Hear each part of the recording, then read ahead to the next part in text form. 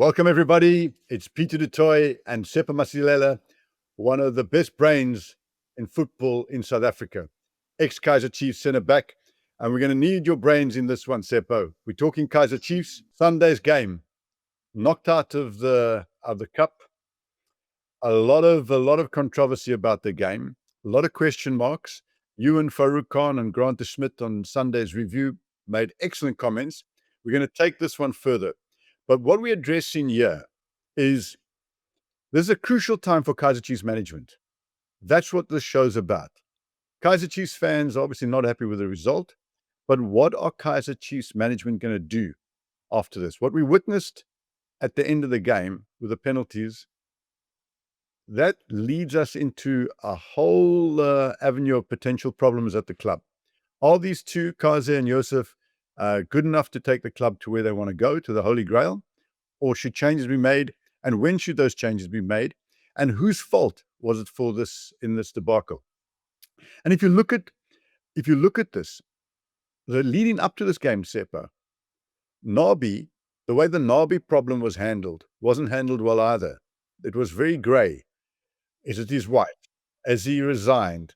Did he not have his qualifications? And it still hasn't been resolved. So the Nabi issue is still hanging there. Incidentally, he says he's not getting the job at Simba. And I think that's because there's a problem about if he gets another job, they don't have to pay him. So the Nabi issue is something Chiefs have let hang, and they need to act decisively here for the fans. They knocked out of the cup. The league form, there's been a slump. The drama, whose fault was that?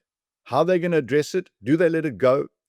And is Kaze and Youssef the right people to take this team further?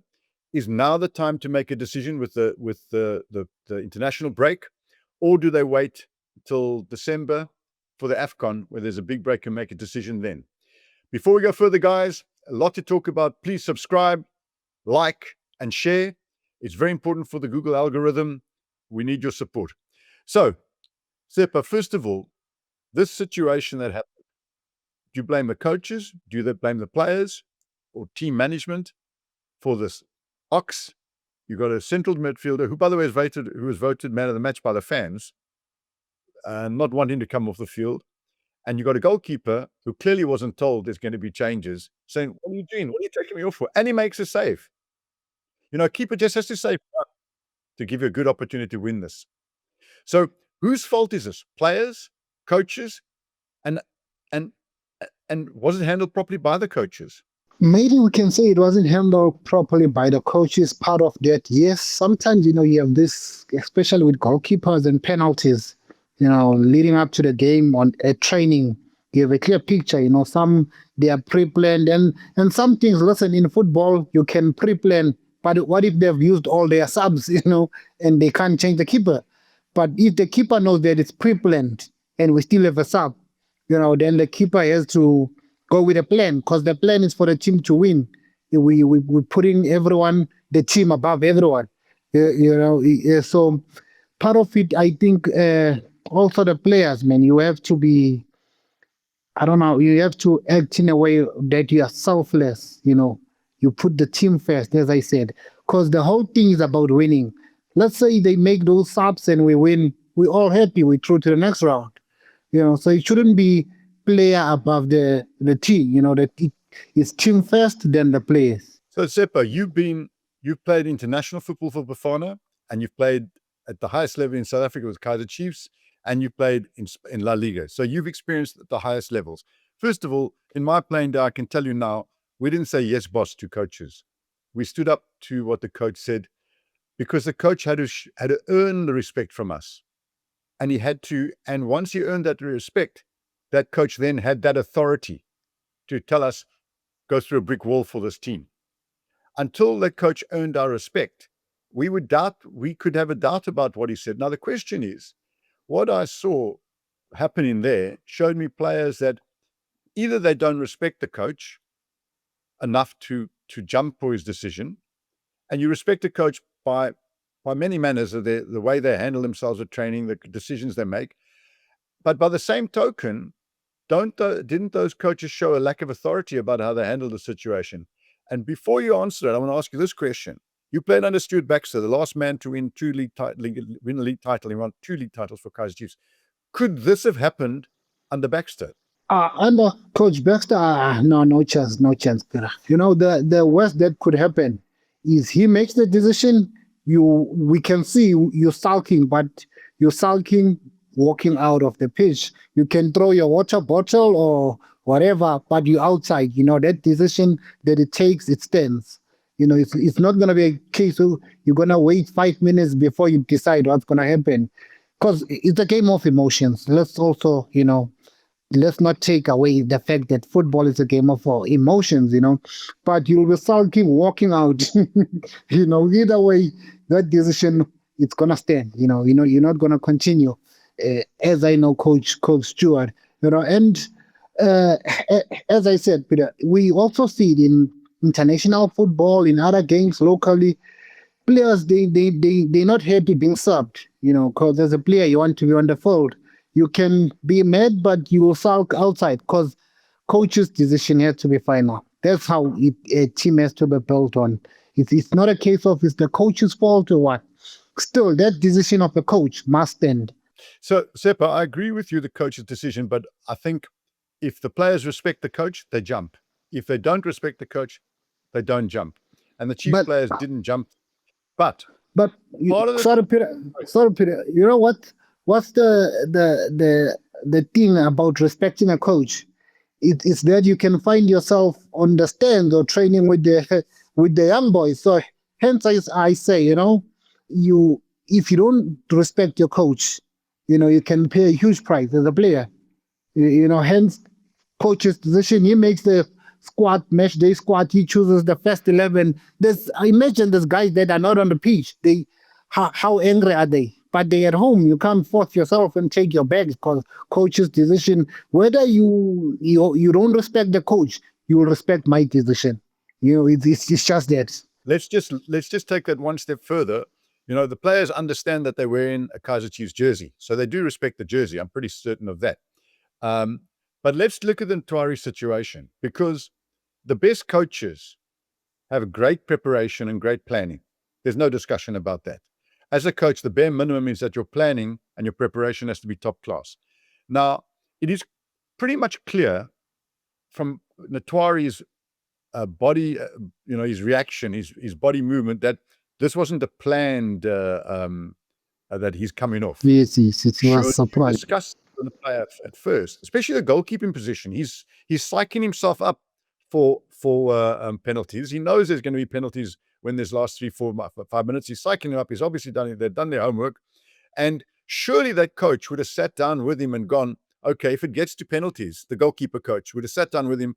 This is a basic. Would have sat down with him and said, okay, if it gets to penalties, these are the guys who take it, and this is where they place it. And Ntwari would have gone to have studied that. If that didn't happen, that in itself is poor planning. If it did happen, and he told Ntwari, don't worry about the penalties. If it goes to penalties, Bvuma's coming on, and we're doing that planning with Bvuma, he wouldn't have been surprised. He would have said no. He wouldn't have said no. He would have come off straight away. So that tells me that planning didn't take place. That's something. That's a basic. I mean, even in amateur football, the guys are planning for penalties. The second point I want to make, Sepp, and I want to ask you on this, is that I may be wrong, but Grant de Schmidt gave me this information, and I trust his information, is that Bvuma, as the last, hasn't saved a penalty in the last 9 penalties he's faced. So if Bvuma hasn't saved a penalty in the last 9 penalties he's faced, what on earth was the goalkeeper coach and the other coaches thinking that he would come on and do a better job than Ntwari? I mean, if that's true, that does argue that their planning is poor, or their preparation is poor, or they were waiting for a miracle. Maybe it was Muti. I don't know. What's your thought on that? Yeah, I would agree. From the reaction of the keeper, he looked surprised, and as much as maybe it was not a decision that they communicated with him, prior on match day before the game, that listen, if we go all the way, I still feel that when they hit the extra time, they could have maybe, when you go to extra time, the game is over 90 minutes, they could have also, they had a chance, to communicate that with Ntwari, that listen, we're on extra time. if we get to, last 2 minutes of extra time, Bruce is coming on. I think also they missed, it maybe on pre-match they could have communicated. On after the 90 minutes they also missed that they could have. It's like they had a lot of opportunities. Maybe that's why his reaction was like, "But guys, why leave it till this time?" Because I was just there by the bench. Now when a final whistle for 90 minutes it was blown, we went to the bench, drink water. The captain went to the referees. You choose sides again. So maybe that's why part of him, it was like, this guy should have just told me, after the 90 minutes that, listen, if there's no goal now, we make him a change, and Bruce is coming on. And when you look at the stats or the record of Bruce in penalties, if you're saying he hasn't saved 9 in the last 9 years, he didn't save any penalties, then you ask yourself, what gave them what informed their decision to want to bring Bruce in ahead of Ntwari? Maybe because some decisions as a coach, you get information at training. You forget the stats or your record, your previous record. Maybe I would assume at training, when they were practicing training, that's the only answer, or only thing that I can think of that informed their decision of.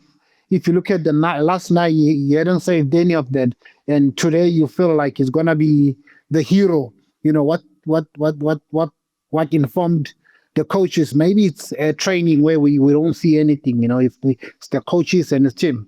But Tsepo, again, I'll talk about planning.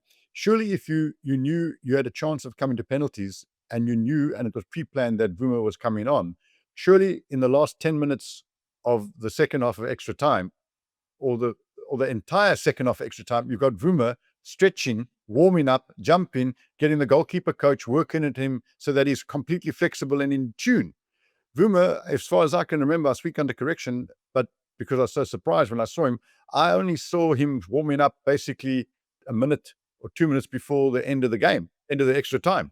So again, was this like a sudden decision? Hey, should we put Bvuma in goals? Yeah, I think so. Let's get him in goals. To me, it looked a bit like a circus. When you mentioned that Bvuma and the last minute, everything was, I think also the coaches, actually the game could have went on to a point where you don't have a Morris.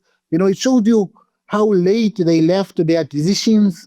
And now you're also asking, Bvuma warm up 3 minutes. Was the guy going to be ready? So I think they were a bit confused, they were a bit lost. There was no like proper leadership, guidance, planning. Everything was like decided. I'm sure when they looked back and they saw Morris, that's when they decided, Morris, please, because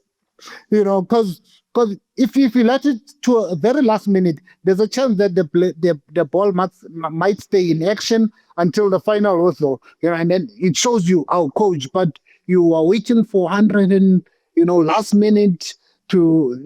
There's a whole lot of things that were shocking on the day. So, Tsepo, it's very clear that we're putting question marks on these two coaches. Now, a couple of things have got to happen. And viewers out there, the coaches would argue, Kaze and Youssef would argue, that they fifth on the league, a game in hand on Durban City, and they play Durban City before the halfway mark of the season. If they beat them, they go to fourth. They could say, what's your problem? We're fourth on the league table. Yes, we've been knocked out of a cup, but we're fourth on the league table. We're doing well enough. So do they have an argument? And they say, this is a once-off. This was we messed this up. We could have done better, but it's a once-off. We're fourth on the league table. We can take this team to third position. We'll be fourth on the league table. We'll beat Durban City. You can take this team. Don't worry. Give us the season. Do you believe that these are the right two coaches to jointly take Kaizer Chiefs to the promised land? That's the first question. The second question is, despite the fact that they're fifth and could be fourth on this league table, if you looked at their CVs right now, would you hire them as Kaizer Chiefs head coaches, or one of them as a Kaizer Chiefs head coach? Because that's the real question. Would you entrust them with this huge club's growth? It's a transition period. The team's got to come in the top four. But I don't know if many Kaizer Chiefs have checked, the CVs or the resume of the coaches. It's not a resume where I think they would have gotten the job as either of them, as a head coach of Kaizer Chiefs. When I looked at the two guys, they haven't really been, at the big team as head coaches. They haven't been tested. Of course, you'd say someone deserve a chance until they prove you wrong. And I would say, when they say we are fifth, and it's not all that bad, it's just one trophy now they left with the Netbank, and they're still in Africa trying to get to the group stages. I would say it's not only this one accident. If you look at their game against Amazulu, if Chiefs constantly produce such performances as the Amazulu, where they dominate, where they create chances, where they're on top of, and then you say, hold on, this thing is going somewhere. You look at the trajectory. But in the past 5 games, it's been the two of them. There's no other, it's been these two guys. And when you look at now, you sit back and you analyze the last 5 games. Where are we going? Where are they taking us? And the style of play and everything. Because that's where you make your decision when you look at everything. Okay, are we always on top, dominating? How's the style of play? I'm not seeing a team that's consistently, their performance. Today they look promising, Kaizer Chiefs. Tomorrow they look, a bit offish. They're not creating chances. Now all of a sudden, there's no consistent in their 11. Also, you don't even know who's gonna be selected for the next game. I'm seeing a last season issue where we are complaining that we don't even know the core of Kaizer Chiefs team. So for me, I would really get a new coach. And again, I'm not saying they're bad coaches, but I'm saying, when you look at their CV, and if you stick with them and they finished maybe number 8 or number 6, you shouldn't be surprised. Maybe for them it was a new, complete environment where, I'm getting the role of a head coach. And it's not just any other team. It's Kaizer Chiefs. Look at the turnout on the weekend. The game had to be delayed. So it shows you that this team, the pressure. I think they also mentioned that a team like Kaizer Chiefs need players with personality because the pressure is too much. Also for a coach, it needs a strong coach, a coach that's gonna lead the team to Thailand. Who's gonna have control of everything. The coaches are right. Kaizer Chiefs needs players with personalities, but Kaizer Chiefs also need a coach with personality. Tsepo, my point on this, and it's to the Kaizer Chiefs fans out there and to the Kaizer Chiefs management. Kaizer Chiefs is not a club. Kaizer Chiefs is not a training ground for coaches. Kaizer Chiefs is not a training ground for coaches. You don't go to Real Madrid, Barcelona, or Bayern Munich, or Man City right now. It's not a training ground for coaches. You've got to be able to withstand the pressure, which is immense. You've got to be able to stand the pressure of winning games. You've got to withstand the pressure of coaching players with egos and with strong personalities. And that's the one thing I want to say is Ox and Ntwari and Tele showed strong personality. Coaches got to deal with this. So I want to stress, Kaizer Chiefs is not a training ground for coaches. So let's summarize what Tsepo said out there, guys. Remember Tsepo, one of the most experienced players to have played South African football internationally in La Liga, played 1 league titles overseas in Israel, 1 league titles with Kaizer Chiefs. In fact, has been part of the most successful Kaizer Chiefs team in the last, 10, 15 years. So played in the World Cup. There's a man who I respect his views. What's he said? One, that they have to change the coaches. Do you agree with him? And do you agree with Tsepo's points? Points being that if you put their CVs on the table, he's not disrespecting them. We're only talking facts. It's not the CVs that would have got them the job. And have they done anything to show that they should keep the job? Well, in the last 5 games, they've dropped 9 points and they're out the cup. Yes, 1 good performance, but Kaizer Chiefs is not a team for 1 good performance. You've got to have 80% of good performances, as Tsepo says. And this is a man, by the way, he's lived it. He's been in the dressing rooms when they've lifted trophies. He's been in with those players who are Kaizer Chiefs players. He's played under coaches all over the world. No disrespect to these guys, but this is not a training ground for coaches. On the on the point of who's responsible for this, Tsepo and I disagree slightly. Tell us who you agree with. Tsepo says the players are the ones that should, no matter what the coaches say, accept that. And as much as I respect Tsepo's view, and he's obviously been at Chiefs, I believe that coaches have to earn that respect from a player. And if you don't tell the player beforehand that you're going to replace him for the penalties, then don't expect him not to be unhappy. If they did tell the player, then they should suspend him. And it is interesting, Tsepo, the coach Kaze did say it was prearranged. And So let's see how that's handled. He did say they'll deal with it internally. Let Kaizer Chiefs sort the Nabi issue out, and they need to make a decision now. Fans, tell us out there, do Chiefs make a decision now while we got the break, or do they make a decision during the AFCON break? And do they go for a ready-made replacement like Pitso Mosimane, who, by the way, will not be easy for Kaizer Chiefs management to manage, because we know, but isn't that what you want? A coach who's got his own mind, and that he's a Mourinho, Conte type character, that he'll bring you results, but he'll give you grey hairs as well. But it'll certainly make the fans happy if he brings trophies. Or is there somebody else out there that the club should bring in? Let us know in the comment section. Tsepo and I do read the comments and come back to you. We hope you enjoyed the show. Tsepo, any final words to the Chiefs fans out there in particular, directly to the fans? Oh, to the Kaizer Chiefs fans. No, as you said, we want to hear their views. As much as we're sharing our opinion, it's also nice to hear what they think about the whole Kaizer Chiefs situation, and they can just leave a comment and we'll get back to them. We'll engage. And don't forget to like, subscribe. And ask Tsepo directly about his time at Chiefs or his current views. The man's is filled with wisdom. Cheers, guys. Thanks for watching. See you soon. Cheers.